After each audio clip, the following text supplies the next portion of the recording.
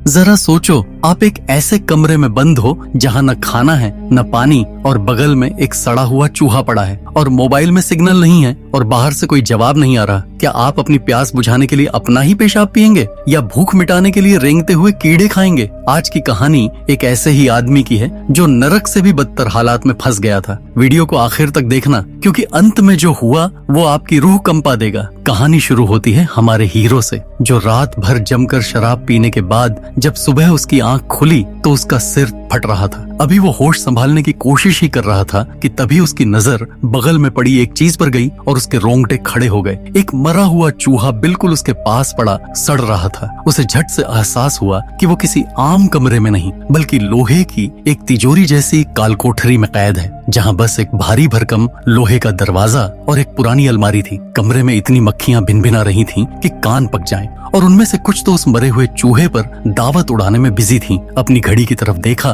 तो सुबह के 9 बज रहे थे। घबराहट में उसने दरवाजा खोलने की पूरी ताकत लगा दी। पागलों की तरह उसे पीटा, गले फाड़ फाड़ कर चिल्लाया, पर बाहर से सन्नाटे के अलावा कोई जवाब नहीं आया। उसे रत्ती भर भी अंदाजा नहीं था कि वो इस नरक में पहुंचा कैसे। अभी वो इन सवालों को समझ ही रहा था कि अचानक कुदरत का बुलावा आ गया, यानी उसे बहुत जोर की पेशाब लगी। पहले तो उसे लगा कि शायद उसके ऑफिस के यार दोस्तों ने कोई भद्दा मजाक किया है। उसे पूरा शक अपने कलीग फ्लेचर पर था, जो अक्सर ऐसी हरकतें करता था। वो गुस्से और मजाक के मिले जुले लहजे में चिल्लाने लगा कि बेटा फ्लेचर, बाहर आने दे, पहली फुर्सत में तेरी नौकरी खाएगा मैं। लेकिन जब काफी देर तक बाहर से परिंदे के पर मारने की भी आवाज नहीं आई तो उसकी हंसी गायब हो गई और माथे पर पसीना आ गया। उसने कांपते हाथों से जेब से फोन निकाला और फ्लेचर को मिलाने की कोशिश की, लेकिन किस्मत का खेल देखो, वहाँ सिग्नल का एक डंडा तक नहीं था। मतलब साफ था, बाहरी दुनिया से उसका नाता पूरी तरह कट चुका था। उसने वहाँ रखी लोहे की अलमारी को खोलने की कोशिश की, पर वो भी पत्थर की तरह जाम थी। उसने पागलों की तरह दीवारों के कोने कोने छान मारे कि शायद कहीं कोई छिपा हुआ कैमरा मिल जाए जो उस पर नजर रख रहा हो, पर वहाँ कुछ नहीं था। अब उसका डर धीरे धीरे खूंखार गुस्से में बदलने लगा। उसने अपनी बेल्ट उतारी और पागलों की तरह दरवाजे पर बरसाने लगा। अपने कलीग्स को गंदी गंदी गालियां दी, धमकियां दी कि सबको जेल भिजवा देगा, पर उस लोहे के दरवाजे के कान पर जूं तक नहीं रेंगी। पूरा एक दिन बीत चुका था। न पेट में रोटी थी न हलक में पानी। कमजोरी ऐसी कि नींद के झोंके आने लगे। जब सोकर उठा तो फोन हाथ से छूटकर गिर गया और उसका स्क्रीन चकनाचूर हो गया। उम्मीद की आखिरी किरण भी बुझ गई। अब भूख और प्यास उसे अंदर से मार रही थी। जिंदा रहने की जिद में उसने वो किया जो कोई इंसान सोच भी नहीं सकता। उसने अपना जूता उतारा और मजबूरी में उसी में पेशाब करके उसे पी गया। अकेलापन उसे मानसिक तौर पर तोड़ रहा था। तभी उसकी नजर अचानक ऊपर जल रही ट्यूबलाइट पर पड़ी, जिसके पीछे एक चाबी छिपी थी। उसने बिना देर किए लाइट फोड़ दी और चाबी निकाली। उस चाबी से वो अलमारी खुल गई, जिसके अंदर ऑक्सीजन के 2 कैन और छेनी हथौड़ी जैसे कुछ औजार मिले। उसे लगा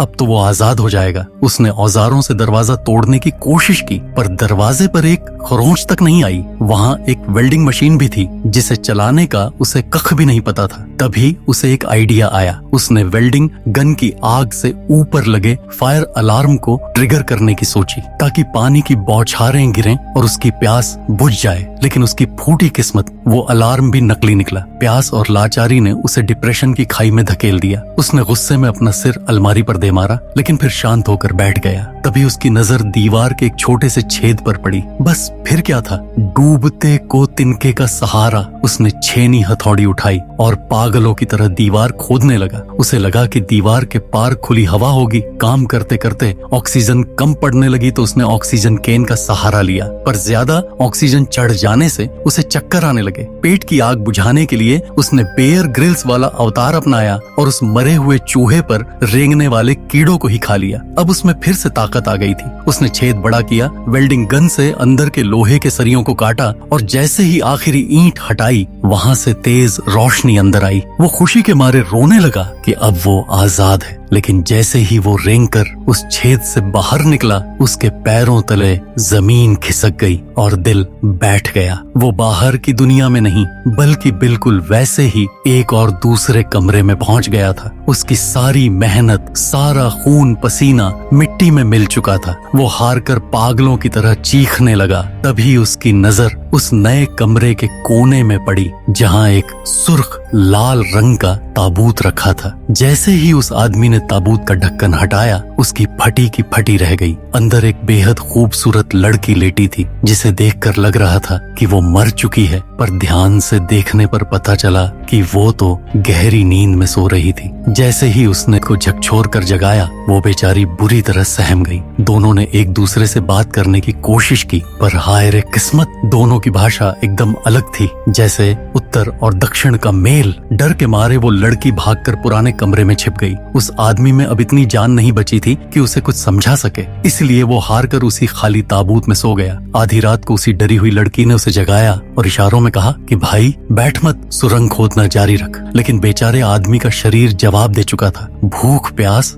और दिन भर की खुदाई ने उसके हाथों को जख्मों से भर दिया था। उसे आराम की सख्त जरूरत थी, सो उस बहादुर लड़की ने खुद औजार उठाए और दीवार पर चोट मारनी शुरू कर दी। पर यह काम पहाड़ तोड़ने जैसा था। कुछ देर बाद जब लड़की को वॉशरूम जाने की जरूरत महसूस हुई और वो दूसरे कमरे की तरफ भागी, तो आदमी ने उसे रोक लिया। उसने शर्म छोड़कर इशारों में समझाया कि 3 दिन से उसने पानी की एक बूंद नहीं पी है और इस वक्त उसका पेशाब ही उसकी जान बचा सकता है। लड़की पहले तो हिचकिचाई, पर मौत सामने खड़ी देख उसने उसके जूते में पेशाब कर दिया। अपनी जिंदगी बचाने के लिए उस आदमी को वो घिनौना घूंट भी पीना पड़ा। धीरे धीरे लड़की भी समझ गई थी कि इस नर्क में जिंदा रहने के लिए असूलों को ताक पर रखना पड़ेगा। यहाँ तक कि वो आदमी उसे कीड़े खाना भी सिखाने लगा, पर लड़की ने नाक मुंह सिकोड़ कर साफ मना कर दिया। अब दोनों मिलकर दीवार में सुराख करने में जुट गए, पर घंटों की मशक्कत के बाद भी जब बस एक छोटा सा छेद हुआ तो लड़की का सब्र टूट गया और वो फूट फूट कर रोने लगी। उसे लगा कि ये दीवार अंबुजा सीमेंट की बनी है जो टूट ही नहीं रही।